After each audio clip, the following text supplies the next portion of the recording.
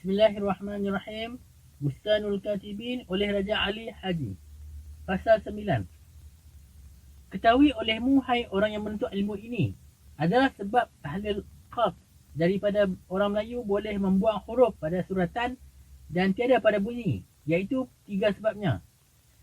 Sebab yang pertama, huruf al-ma'lum namanya, yakni huruf yang telah diketahui oleh kebanyakan orang daripada adatnya huruf itu.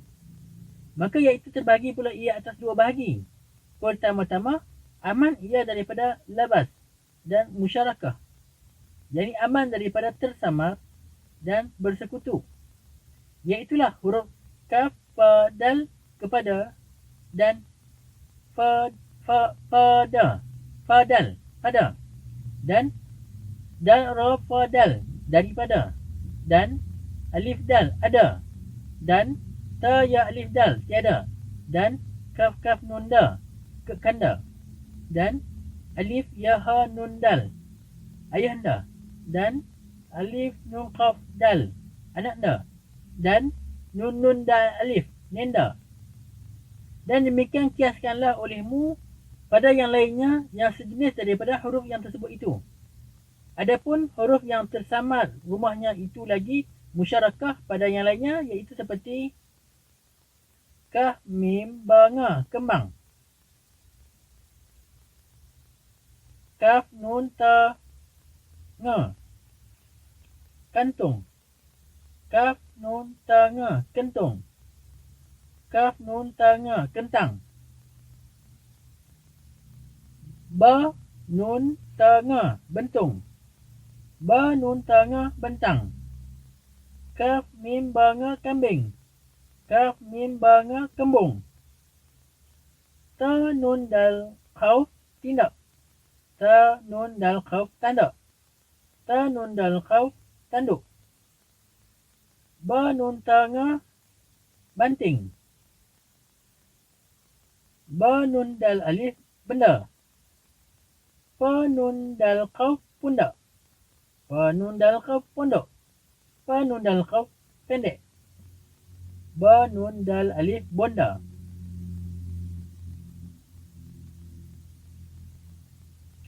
Kiaskan pada yang lainnya mana-mana huruf tersamar dan musyarakah adalah huruf yang 2 bahagi ini, jatuhlah hukum bicaranya pada huruf ilat yang 3. Ada kalanya dibuang, ada kalanya dizahirkan. Adapun faedahnya dibuang itu supaya jadi fasihah pada perkataan dan suratan adalah di dalam dunia ini ilmu dan surat-suratan kerana perkataan yang terlebih masyhur lagi kebilangan, iaitulah perkataan dan suratan yang sedikit boleh faham atas orang yang fasihah. Syahadah seperti huruf yang aman daripada labas dan yang daripada musyarakah itu, jika tidak dibuang huruf seperti kaf, fa, dal kepada, ditaruhnya huruf ilat iaitu alif, jadilah ia kaf, fa, alif, dal, alif. Maka jika aiblah pada ilmu itu sebab pekerjaan sedikit jadi banyak dan yang pendek menjadi panjanglah bicaranya jika tiada ditambahinya alif, sekalipun menjadi dibaca oleh orang kepada juga sebab ia huruf aman daripada labas dan musyarakah. Inilah sebabnya yang pertama.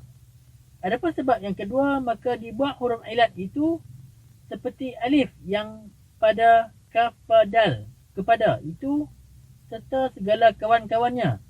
Maka iaitu hendak menyamakan bunyi bahasa dengan rupa suratan kerana harkat yang ada itu, yakni baris yang di atas, jika disebut jadilah bunyinya 1 alif.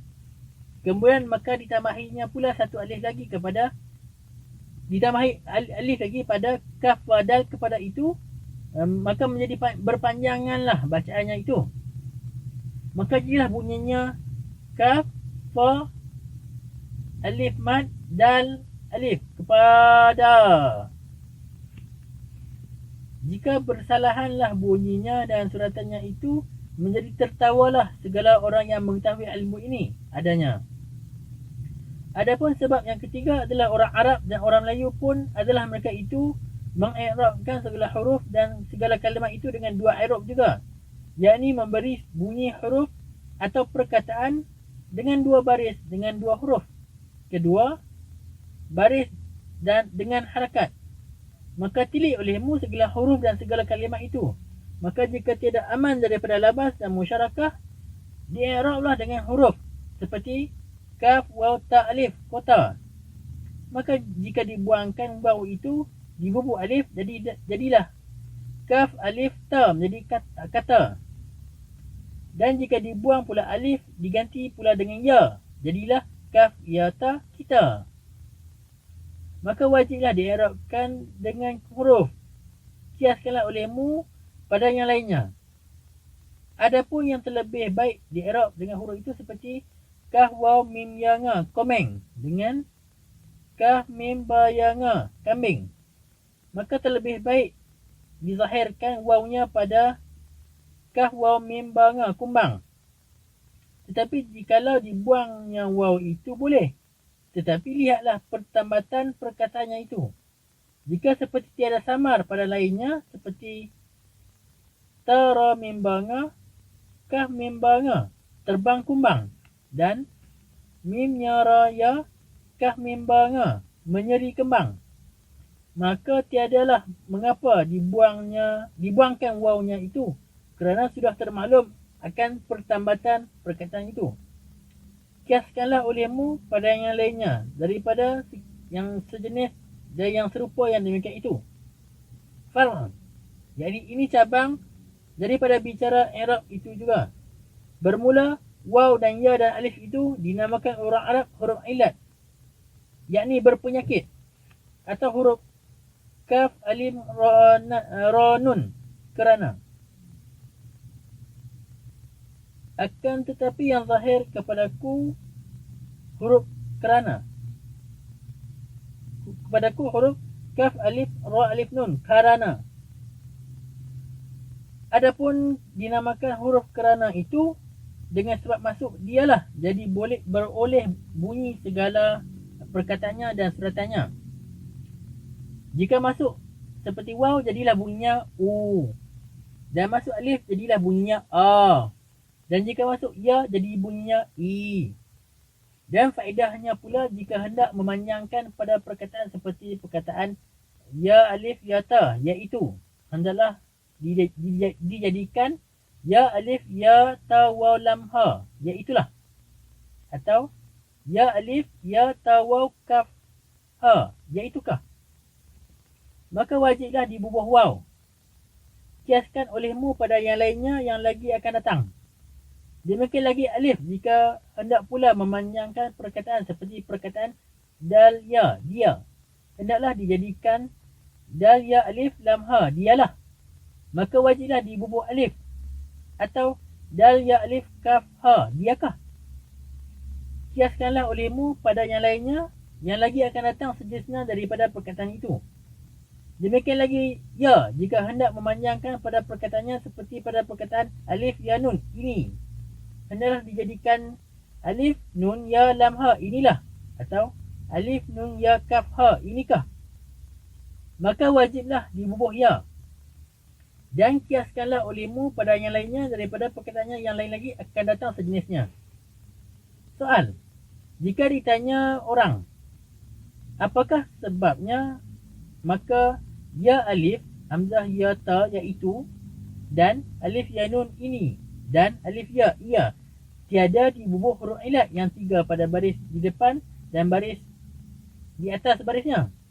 Nescaya jadilah bunyinya ya, fathah, alif, hamzah, ya, kasrah, ta, dhamma, iaitu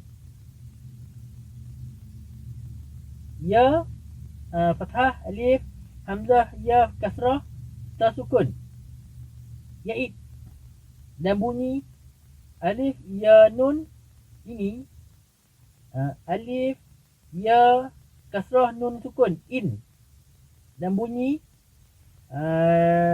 dal, kasrah, ya, fathah, dia, dal, kasrah, ya, sukun, di. Maka jawab olehmu, bukankah sudah aku sebutkan pada bab yang kedua dan pada fasal yang ketiga pada bicara huruf al-maklum? Maka rujuklah engkau, yakni kembalilah engkau melihat pada hukumnya huruf al-maklum itu. Nescaya tiadalah engkau hairan di dalamnya adanya. Bermula huruf jazam. Yang huruf yang mati itu pada orang Arab itu dua perkara. Pertama dijazamkan dengan sukun dan kedua dijazamkan dengan huruf. Maka berpanjanglah bicaranya itu pada ilmu nahwu di dalam kitab nahwu. Maka tiadalah aku sebutkan bicaranya itu pada kitab ini.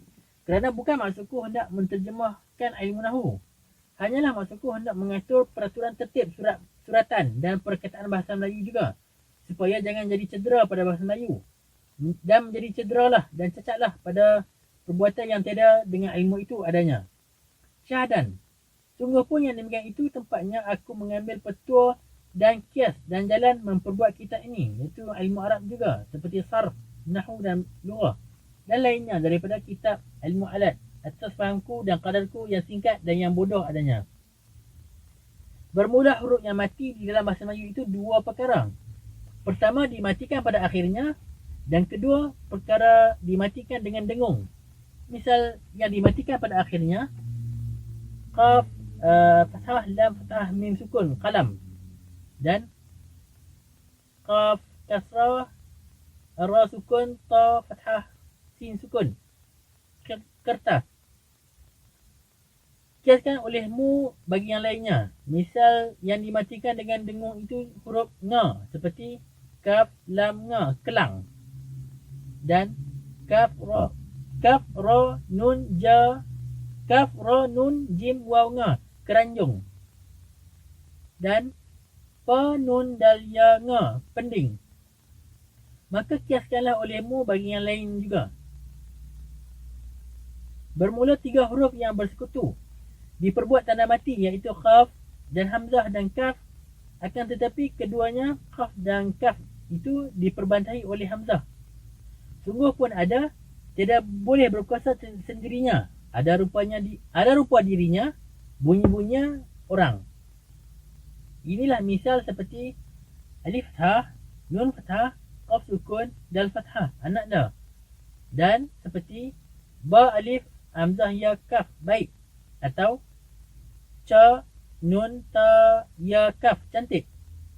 Maka kiaskanlah olehmu bagi yang lainnya yang serupa yang demikian itu, yakni yang tersebut itu.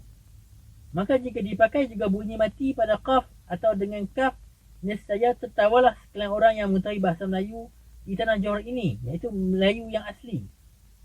Dinamakan tutur orang itu kufi atau janggal, dan canggung atau telur adanya. Adapun huruf yang mati dengan dengung itu, jika dipanjangkan sebab berangkai dengan waw umpamanya, maka jika hendak dihidupkan nganya itu batal daripada dengung. Seperti perkataan fara, ha, ba, waw, nganunnya, perhubungannya. Ba, waw, mim, ba, waw, nganunnya, bumbungannya. Maka kiaskanlah olehmu pada yang lainnya yang sejenis serupa itu.